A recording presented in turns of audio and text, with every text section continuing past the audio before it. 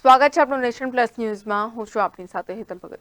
વડોદરાની એમએસ યુનિવર્સિટીની પોલિટેકનિક કોંગ્રેસની વિદ્યાર્થી પાંખ એનએસયુઆઈના ઉપપ્રમુખની મારામારીનો વિડીયો વિદ્યાર્થીઓમાં વાયરલ થયો હતો. પોલિટેકનિકમાં થયેલ મારામારીના વિરોધમાં એબીવીપી દ્વારા ઉગ્ર વિરોધ પ્રદર્શન કરવામાં આવ્યું હતું. એનએસયુઆઈના કાર્યકર્તાઓ દ્વારા જે વિદ્યાર્થીને મારવામાં આવ્યો હતો તેની યુનિવર્સિટી તંત્ર દ્વારા યોગ્ય કાર્યવાહી કરવાની માંગ કરાઈ છે. તેની સાથે પોલીસ ફરિયાદ કરવામાં આવે તેવી માંગ કરવામાં આવી હતી.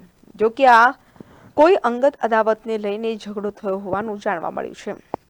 આજ રોજ અખિલ ભારતીય વિદ્યાર્થી પરિષદ દ્વારા પોલિટેકનિક ફેકલ્ટીના ડીન સરને આવેદન આપવામાં આવ્યું છે કે જે એનએસયુઆઈના વિદ્યાર્થીઓ છે એ ગુંડા તત્વો જે આપણે એમને કહીએ છીએ એ સામાન્ય વિદ્યાર્થીને આવીને મારી રહ્યા છે ફેકલ્ટીના કેમ્પસમાં. એનએસયુઆઈના વિદ્યાર્થીઓને એવું છે કે ભાઈ કે અમે જ અમારો દબદબો આ પોલિટેકનિકની ફેકલ્ટીમાં રાખે, એટલે જે બી સામાન્ય વિદ્યાર્થી જોડે એ લોકો એને છેલ્લા 3-4 દિવસથી ટોર્ચર કરતા હતા અને છેવટે કાલે એ લોકોએ આખા શું કહેવાય 8-9 જણ ભેગા થઈને આવીને એને છોકરાને મારવામાં આવ્યો છે.